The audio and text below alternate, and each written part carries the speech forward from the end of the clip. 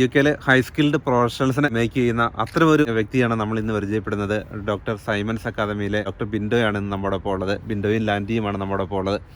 ഇപ്പോൾ യുകെയിൽ വരുന്ന മലയാളികളെ സംബന്ധിച്ചിടത്തോളം കേരളത്തിലോ അല്ലെങ്കിൽ മറ്റു സ്ഥലങ്ങളിലോ പഠിച്ചതിന് ശേഷം യുകെയിലോട്ട് പല കുട്ടികളും വരുന്നുണ്ട്. പ്രത്യേകിച്ചും 16 വയസ്സിന് ശേഷമൊക്കെ അവരെന്തൊക്കെ കാര്യങ്ങളാണ് ചെയ്യേണ്ടത്? അവർക്ക് എന്തെങ്കിലും പ്രിപ്പറേഷൻസ് ഒക്കെ ആവശ്യമുണ്ടോ യുകെയിൽ വരുന്നതിന്?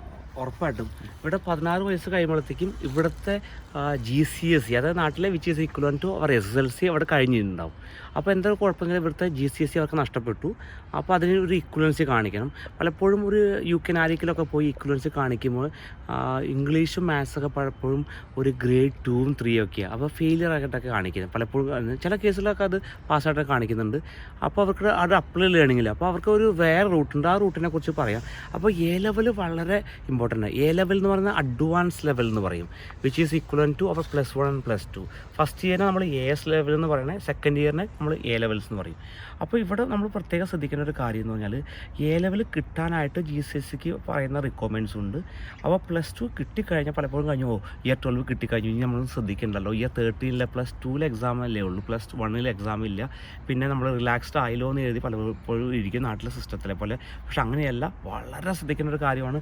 കാരണം എല്ലാ ആഴ്ചകളിലും തന്നെ ഇവർക്ക് ടെസ്റ്റ് നടത്തും. എല്ലാ ആഴ്ച വളരെ വളരെ ഇമ്പോർട്ടൻ്റ് ആണ്. കാരണം GCSE കഴിയുമ്പോൾ തന്നെ കമ്പൾസറി എഡ്യൂക്കേഷൻ കഴിഞ്ഞു അല്ലേ, 16 വയസ്സിൽ കമ്പൾസറി എഡ്യൂക്കേഷൻ കഴിഞ്ഞു. അപ്പോൾ പിന്നെ കുറച്ചും കൂടി പഠിത്തത്തിന് സീരിയസ് ആയിട്ട് എടുക്കുന്ന ആളുകളാണ് A ലെവലിൽ പഠിക്കുന്നത്. കാരണം കുറച്ചും കൂടി എഫേർട്ട് ഇടണം, കുറച്ചും കൂടി സിലബസ് കുറച്ചും ടഫറാണ്. ഓരോ ലെവൽ കഴിയുമ്പോഴും സിലബസ് കുറച്ച് ടഫറായിട്ട് വരുന്നത്. അപ്പോൾ ഓരോ ആഴ്ചകളും ടെസ്റ്റ് ഉണ്ട്. ഈ ടെസ്റ്റുകളെല്ലാം അക്യൂമുലേറ്റഡ് ആയിട്ട് ഇവരുടെ പ്രെഡിക്റ്റർ സ്കോറിനെ ബാധിക്കും. അപ്പോൾ ഈ ടെസ്റ്റുകളുണ്ടാവും, യൂണിറ്റ് ടെസ്റ്റുകളുണ്ടാവും, അത് കഴിഞ്ഞിട്ട് മോക്ക് എക്സാംസ് ഉണ്ടാവും.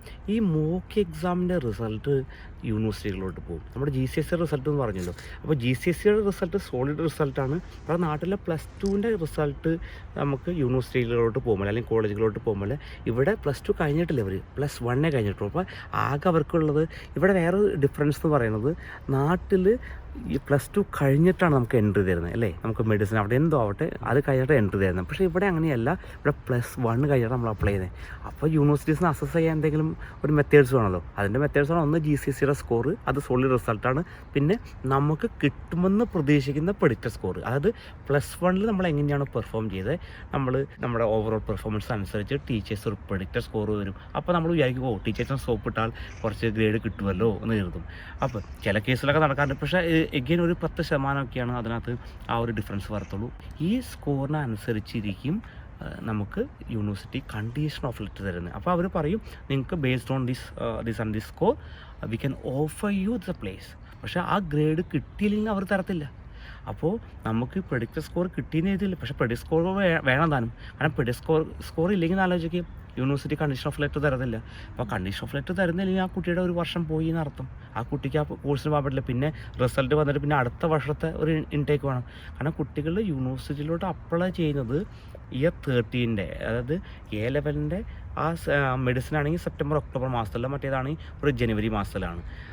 അവർക്കുടെ റിയൽ എക്സാംസ് നടക്കുന്നത് ജൂൺ മാസത്തിലാണ് നടക്കുന്നത്, മെയ് ജൂൺ മാസത്തിൽ നടക്കുന്നത്. റിസൾട്ട് ഓഗസ്റ്റിലാണ് വരുന്നത്. പക്ഷേ ഓഗസ്റ്റിൽ റിസൾട്ട് വന്നാൽ അന്ന് തന്നെ നമുക്ക് യൂണിവേഴ്സിറ്റി പ്ലേസ് ആവാണ്. നമുക്ക് യൂണിവേഴ്സിറ്റിയുടെ എക്സാമിൻ്റെ റിസൾട്ട് വരുന്നതിന് മുമ്പ് തന്നെ നമുക്ക് യൂണിവേഴ്സിറ്റീസിൽ നിന്ന് നമുക്ക് ഇത് വന്നിട്ടുണ്ടാവും, ഇമെയിൽ വന്നിട്ടുണ്ടാവും, നിങ്ങളുടെ പ്ലേസ് അക്സെപ്റ്റ് ചെയ്തു അല്ലാന്ന് പറഞ്ഞു. അപ്പോൾ അന്ന് തന്നെ നമുക്ക് പിന്നീട് എല്ലാ ആപ്ലിക്കേഷൻ പ്രൊസീജ് ചെയ്തു. അപ്പോൾ അത് വളരെ ശ്രദ്ധിക്കുന്ന കാര്യമാണ്. നമുക്ക് 3 A ലെവൽസ് എടുക്കണേ. നമുക്ക് നമ്മുടെ അഭിരുചിക്ക് അനുസരിച്ച് ഓരോ കോഴ്സിനനുസരിച്ചുള്ള 3 സബ്ജക്ട്സ് ചൂസ് ചെയ്യാം. മിനിമം 3 A ലെവൽസ് എടുക്കണം.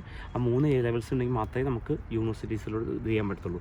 ഇനി 16 വയസ്സ് കഴിഞ്ഞിട്ട് വന്നിട്ടുള്ള കാര്യം, അപ്പോൾ അവർക്ക് GCSE നഷ്ടപ്പെട്ടു. അവർക്ക് പല ഒരു ക്രൈറ്റീരിയ ഉള്ളത് എന്താണെന്ന് വെച്ചാൽ, ഒന്നെങ്കിൽ ഇക്വലൻസ് ടെസ്റ്റ് നടത്തിയിട്ട് അവർക്ക് A ലെവലിൽ നിന്ന് ജോയിൻ ചെയ്യാവുന്നതാണ്.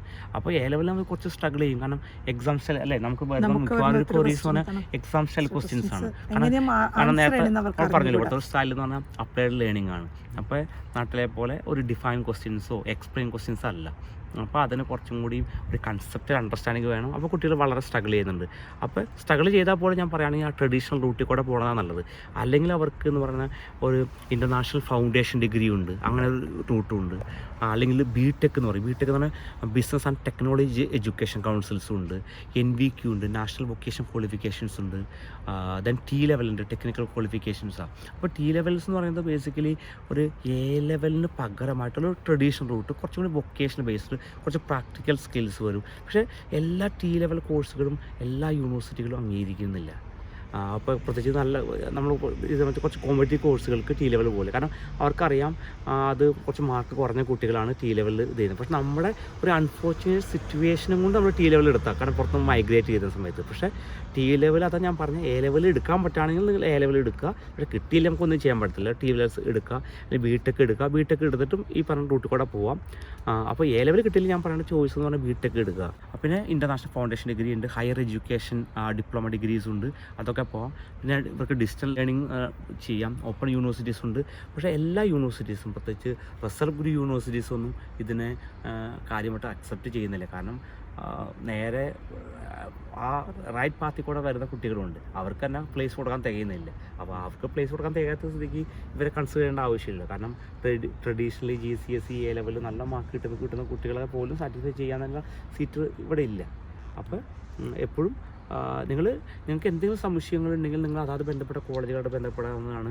എപ്പോഴും നിങ്ങൾ ഉപദേശം ചോദിക്കാൻ മടിക്കരുത്.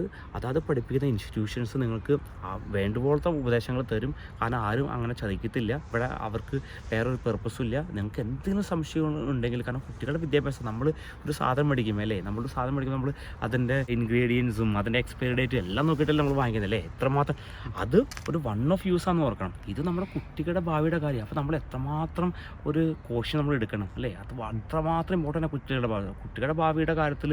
ഭയങ്കര നിങ്ങൾ മേക്ക് ഷുവർ ചെയ്യണം. നിങ്ങൾ മാക്സിമം അഡ്വൈസ് എടുക്കുക. നമ്മൾ പറയില്ലേ, നെയ്യപ്പത്തിൽ നെയ്യ് എറിയുന്നത് കുഴപ്പമില്ലല്ലോ, മാക്സിമം അഡ്വൈസ് എടുത്തോളൂ. നിങ്ങൾക്ക് ഓൺലൈൻ സെർച്ച് ചെയ്യാം. അപ്പോൾ മാക്സിമം നിങ്ങൾ റിസോഴ്സുകൾ നിങ്ങൾ വായിച്ച് നോക്കുക. കുട്ടികളുടെ എഡ്യൂക്കേഷൻ എടുത്തിട്ട് നിങ്ങൾ തീരുമാനങ്ങൾ എടുക്കാമെന്നാണ് പറയത്തുള്ളൂ. ഏതൊക്കെ ലെവലിലുള്ളവർക്കാണ് നമ്മുടെ ട്യൂഷൻ ഉണ്ട്? നമുക്ക് ഇയർ 1 മുതൽ ഇയർ 13 വരെയുണ്ട്. ഇയർ 1 അതായത് റിസപ്ഷൻ കഴിഞ്ഞ് കമ്പൽസറി എഡ്യൂക്കേഷൻ വരെ 16 ഉണ്ട്. ദെൻ അത് കഴിഞ്ഞപ്പോൾ എ ലെവൽസിനൊക്കെ നമുക്ക് നല്ല റിസൾട്ടുള്ള നമ്മുടെ കുട്ടികൾ, നമ്മുടെ ടെസ്റ്റ് മോണിയൽസൊക്കെ കണ്ടാൽ അറിയാം. നമ്മുടെ കുട്ടികൾ കേംബ്രിഡ്ജിലും UCയിലും ഒക്കെ നമ്മുടെ കുട്ടികൾ പോകുന്നുണ്ട്. ഈ വർഷം തന്നെ നമ്മൾ 24 ഡോക്ടേഴ്സ് നമ്മൾ എക്സ്പെക്ട് ചെയ്തത്. നമ്മുടെ UCAT എക്സാം കഴിഞ്ഞിട്ട് നമുക്ക് ഒത്തിരി പിള്ളേരെ, ഡോക്ടേഴ്സും എഞ്ചിനീയേഴ്സും സോളിസിറ്റേഴ്സും ഫാർമസിസ്റ്റോ എല്ലാം ഒത്തിരി പിള്ളേരെ നമ്മുടെ അക്കാഡമിയിൽ നിന്നുണ്ട് കേട്ടോ. എഗെയിൻ നേരത്തെ പറഞ്ഞ നമ്പറല്ല നമ്മൾ പറയുന്നത്, പക്ഷേ നമ്മൾ കോച്ചിങ് കൊടുക്കുന്നുണ്ട്. അതായത് AS ലെവലിലും 11. അത് നമ്മുടെ ട്യൂഷൻ തുടങ്ങിയത് തന്നെ ആദ്യം ആക്ച്വലി ഞാൻ യൂണിവേഴ്സിറ്റി പഠിപ്പിക്കാനായിട്ട് ഏറ്റവും തുടങ്ങിയത് A ലെവൽ ട്യൂഷൻസാണ് നമ്മൾ തുടങ്ങിയത്. പിന്നെയാണ് നമ്മൾ പ്രൈമറിയിലോട്ട് സെക്കൻഡറിയിലോട്ട് മാറിയത്. അപ്പോൾ A ലെവലാണ് വൺ ഓഫ് ദ ഹൈലൈറ്റ്സ്. ഞങ്ങളുടെ ലാസ്റ്റ് ഇയറിലെ UCAT റിസൾട്ടും വെരി ഗുഡ് റിസൾട്ട്സ് ആയിരുന്നു. എല്ലാ കുട്ടികൾക്കും തന്നെ നല്ല സ്കോർ ഉണ്ടായിരുന്നു. അപ്പോൾ ഈ ഒരു ട്യൂഷൻ മേഖലയിലോട്ട് വരാൻ ശരിക്കും ഡോക്ടർ ബിൻഡോയ്ക്ക് എന്തായിരുന്നു പ്രചോദനമായത്? ഈ ലെവലിലോട്ട് എത്താൻ വേണ്ടിയിട്ട് എന്തൊക്കെ കാര്യമായിരുന്നു പ്രധാനമായിട്ടും പ്രചോദനമായത്? ബേസിക്കലി പറഞ്ഞത് ഞാൻ യൂണിവേഴ്സിറ്റി ഫാക്കൽറ്റി മെമ്പറായിരുന്നു. അതിനുശേഷം നമ്മൾ ട്യൂഷൻസ് നമ്മൾ ഒരു ബിസിനസ് രീതിയിലല്ല, നമ്മുടെ ഹെൽപ്പ് ചോദിച്ചപ്പോഴാണ് ഹെൽപ്പ് ചെയ്യുന്നുണ്ടായിരുന്നു. അപ്പോൾ കുട്ടികൾക്ക് നല്ല റിസൾട്ട് കിട്ടിയപ്പോൾ വളരെ ദൂരത്തു നിന്ന് പോലും നമുക്ക് അടുത്ത് പിള്ളേർ വരുന്നുണ്ടായിരുന്നു. ഇപ്പോൾ സ്റ്റോക്ക് കോൺടെൻറ്റിൽ നിന്നൊക്കെ വന്നിട്ട് 1.5 മണിക്കൂർ ഡ്രൈവ് ചെയ്തിട്ട് പാരൻസ് ഇവിടെ 2 മണിക്കൂർ വെയിറ്റ് ചെയ്യുന്ന രീതികളുണ്ട്. അന്ന് ഫേസ് ടു ഫേസ് നമ്മൾ ഓഫർ ചെയ്ത് വിടുന്നത്. അപ്പോൾ കുട്ടികൾക്ക് നല്ല റിസൾട്ട് കിട്ടി. അങ്ങനെ കൺസിസ്റ്റൻ്റ് ആയ നല്ല റിസൾട്ട് കിട്ടിയപ്പോൾ എൻക്വയറീസ് കൂടി. അപ്പോൾ COVID-19 ശേഷം നമുക്ക് ഒത്തിരി ഓൺലൈൻ ട്യൂഷനുള്ള ഒരു പോസിബിലിറ്റി വന്നു. അപ്പോൾ UKയുടെ പല ഭാഗത്തു നിന്നും ഇപ്പോൾ നമ്മൾ ഓസ്ട്രേലിയ പോലുള്ള കൺട്രികളിലും തുടങ്ങിയത്. അപ്പോൾ നമുക്ക് നല്ല റിസൾട്ട് കിട്ടിയപ്പോൾ അത് നമുക്ക് ഒരു പൈസയിലൊക്കെ ഉപരി നമുക്ക് തരുന്നൊരു സാറ്റിസ്ഫാക്ഷൻ ഉണ്ടല്ലോ. കുട്ടികളുടെ കൈ പിടിച്ച് ഉയർത്താൻ പറ്റുന്ന ആ ഒരു വ്യക്തി നമ്മൾക്ക് ആവാൻ പറ്റുക എന്നുള്ളത് വലിയൊരു കാര്യമായിട്ടാണ് നമ്മൾ ചിന്തിക്കുന്നത്. അപ്പോൾ കുട്ടികൾക്കുടെ മനസ്സിൽ ഒരു ചെറിയൊരു പ്ലേസ് നമ്മളുണ്ടെങ്കിൽ അവർക്കുടെ ജീവിതത്തിൽ എന്തെങ്കിലും ഒരു പോസിറ്റീവ് അപ്രോച്ച് നമ്മുടെ ടീച്ചിങ് വഴി കിട്ടിയിട്ടുണ്ടെങ്കിൽ, പ്രത്യേകിച്ച് നമ്മുടെ കമ്മ്യൂണിറ്റിയിലെ കുട്ടികൾക്ക് കിട്ടുന്നുണ്ടെങ്കിൽ, അത് പിന്നെ നമുക്ക് കിട്ടിയിരിക്കുന്ന കഴിവും ഇതൊക്കെ ഒരു as A social being and as A human being അവർക്ക് ഉപയോഗിക്കാൻ പറ്റണമെങ്കിൽ അതാണ് ഏറ്റവും വലിയ ഒരു കാര്യം എന്ന് ചിന്തിക്കുന്നത്. ഇവിടെ പഠിച്ച കുട്ടികളൊക്കെ പല മേഖലകളിൽ പല പ്രധാന യൂണിവേഴ്സിറ്റികൾ ഓക്സ്ഫോർഡിലും കേംബ്രിഡ്ജിലും ഒക്കെ പഠിക്കുന്നു. നമ്മുടെ അടുത്ത് ട്യൂഷൻ പഠിച്ച കുട്ടികൾ തീർച്ചയായിട്ടും ആ അച്ചീവ്മെന്റ് അവർക്ക് നേടുന്നതിന് വേണ്ടി ഡോക്ടർ ബിൻഡോയോടൊപ്പം തന്നെ നഴ്സായി ജോലി ചെയ്യുന്ന ലാൻഡിയും ഉണ്ട്. അപ്പോൾ ഈ നഴ്സിംഗ് പ്രൊഫഷനിൽ നിന്ന് മാറി ഇതുപോലൊരു മേഖലയിൽ വന്ന് സപ്പോർട്ട് ചെയ്തപ്പോൾ ഉണ്ടായ ആ ഒരു അനുഭവം എങ്ങനെയായിരുന്നു? ബിൻഡോൻ്റെ പാഷനായിരുന്നു. പിന്നെ ബിൻഡു മുമ്പ് പറഞ്ഞതുപോലെ തന്നെ നമുക്കൊത്തിരി എൻക്വയറീസ് വന്നായിരുന്നു. ആദ്യം A ലെവലിലോട്ടാണ് നമ്മുടെ കുട്ടികളെ അവരോട് ചോദിച്ചു പഠിപ്പിക്കാൻ പറ്റുമോ എന്ന് ചോദിച്ചു. അപ്പോൾ ബിൻഡോന് പറ്റാവുന്ന രീതിയിൽ സപ്പോർട്ട് ചെയ്തു. അപ്പോൾ നമുക്ക് നല്ല റിസൾട്ട് വന്നു കഴിഞ്ഞപ്പോൾ വീണ്ടും എൻക്വയറീസ് വന്നിട്ടുണ്ടായിരുന്നു. ഇപ്പോൾ മുമ്പ് പറഞ്ഞ പോലെ നമുക്ക് സ്റ്റോക്ക് കോൺട്രെൻറ്റിൽ നിന്ന് ബേൺലി അങ്ങനെ ഒത്തിരി അകലേന്ന് വരെ അവരുടെ പാരൻസ് വന്ന് നമ്മുടെ വീട്ടിൽ വന്ന് വെയിറ്റ് ചെയ്യുന്ന ഒരു അവസ്ഥയൊക്കെ ഉണ്ടായിരുന്ന സമയത്തും നമുക്ക് നല്ലൊരു റിസൾട്ട് വന്നു കഴിഞ്ഞപ്പോൾ, അതുകൂടാതെ മൈഗ്രെയിൻ പാരൻസ് ഒത്തിരി UKയിലേക്ക് റീസെൻ്റ് റീസെൻ്റ്ലി വന്നിട്ടുണ്ടായിരുന്നല്ലോ. നമ്മുടെ എല്ലാ അഡ്മിനിസ്ട്രേറ്റീവ് വർക്ക്സും ചെയ്യുന്നത് ലാൻഡിയാണ് നമ്മുടെ ഒരു ബാക്ക് ബോണായിട്ട് നമ്മുടെ ഒപ്പം തന്നെ ഉള്ളത്.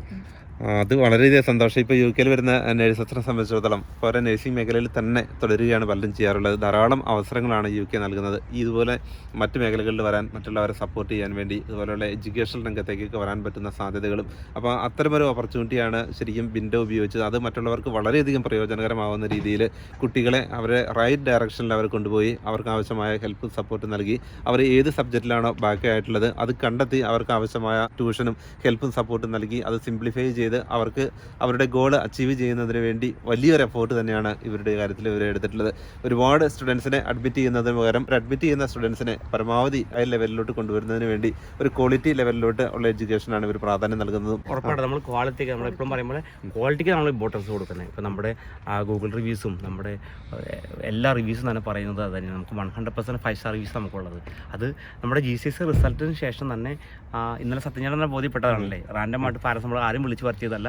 അവർ വന്ന സമയത്ത് തന്നെ അവർ റിവ്യൂസും എല്ലാം കണ്ട്. അപ്പോൾ അവർക്കുടെ മക്കൾക്കൊക്കെ നല്ല റിസൾട്ട് ഗ്രേഡ് 9 ഒക്കെ കിട്ടി, നല്ല റിസൾട്ട് വന്ന്. അപ്പോൾ റിസൾട്ട് വന്ന ശേഷം അവർ തന്നെ ഇട്ട റിവ്യൂസാണ് GCSE റിസൾട്ടിന് ശേഷം വന്ന റിവ്യൂസ്. ഇപ്പോൾ 11+ എക്സാം കഴിഞ്ഞു, അതിനുശേഷം പാരൻസ് ഇടുന്ന റിവ്യൂസ്. അപ്പോൾ ഇതൊക്കെ അവർക്ക് റിസൾട്ട് കിട്ടി, അവർ സാറ്റിസ്ഫൈഡ് ആയിട്ട് അവർക്ക് കുട്ടികൾക്ക് കിട്ടിയതിൻ്റെ ആ എവിഡൻസ് ബേസ്ഡ് ഇട്ടിരിക്കുന്ന റിവ്യൂസാണ്.